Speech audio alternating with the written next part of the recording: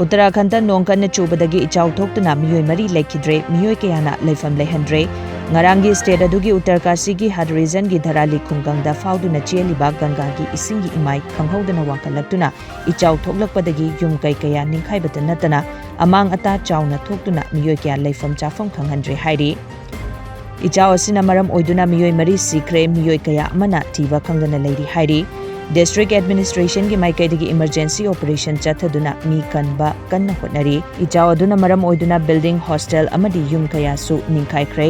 state asigi chief minister oidiba Puskar Singh Dhamina helicopter da echao na sokhalaba mafam sing nongthaktagi koina chatuna yingsinkhre amadi echao asina maram oiduna Dr Singh Suti lawba thingjinkre